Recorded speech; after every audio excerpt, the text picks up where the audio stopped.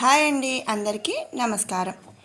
ఇప్పుడు రేపటి పంచాంగం తెలుసుకుందాము. అలాగే రేపటి విశేషత ఏమిటి అనేది కూడా మనం ఇప్పుడు తెలుసుకుందాము.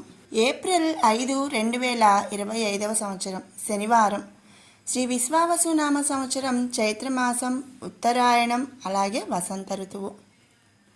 ఇక రేపటి సూర్యోదయం ఉదయం 5:59, అలాగే సూర్యాస్తమయం సాయంత్రం 6:11.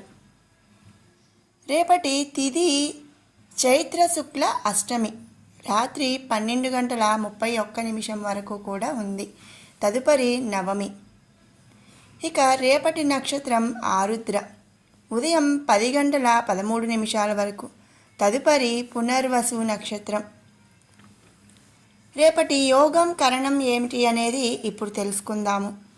రేపటి యోగం అతిగండం, రాత్రి 11:06 వరకు.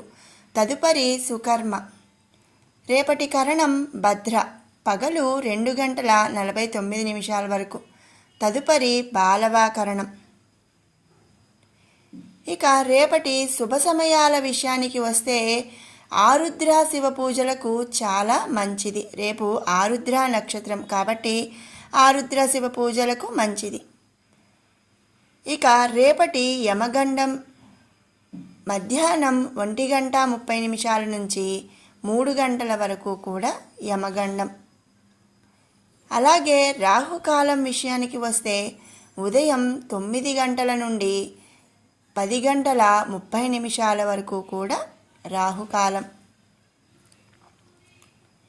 ఇక రేపటి అమృత ఘడియలు, దుర్ముహూర్తం, వర్జం ఎప్పుడున్నాయి అనే విషయం ఇప్పుడు తెలుసుకుందాము.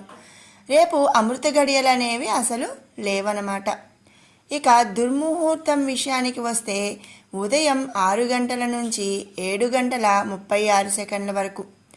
అలాగే వర్జం రాత్రి 10:11 నుండి 11:44 వరకు. ఇక రేపటి విశేషం ఏమిటి అనేది ఇప్పుడు తెలుసుకుందాం. రేపు బాబు జగ్జీవన్ జయంతి, అలాగే ఆరుద్ర శివ పూజలకు చాలా మంచిదన్నమాట. అసలు ఈ బాబు జగ్జీవన్ అనే అతను ఎవరు, ఏమిటి అనేది క్లుప్తంగా మనం ఒక 1 మినిట్ వరకు మనం తెలుసుకుందాము. బాబు జగ్జీవన్ గారు అంటరాని వారి శ్రేయస్సు కోసం తన జీవితాన్ని అంకితం చేసిన ఒక దళిత చిహ్నం. ఈయన ఏప్రిల్ 5వ తారీఖు 1908 సంవత్సరంలో జన్మించారనమాట. ఈయన బీహార్లోని షాహాబాద్ జిల్లాలో చంద్వా అనే ఒక చిన్న గ్రామంలో జన్మించారు. ఇక ఈయన బెనారస్ అంటే కాశీ హిందూ విశ్వవిద్యాలయం నుండి ఇంటర్ సైన్స్ పరీక్షను కూడా విజయవంతంగా పూర్తి చేసి తర్వాత కలకత్తాలోని విశ్వవిద్యాలయంలో పట్టభద్రుడయ్యాడు.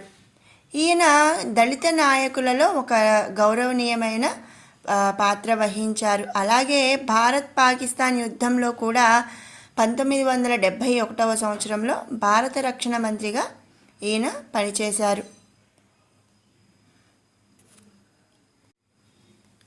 ఈయన కాంగ్రెస్ పార్టీ అధ్యక్షుడిగా కూడా పనిచేశారు.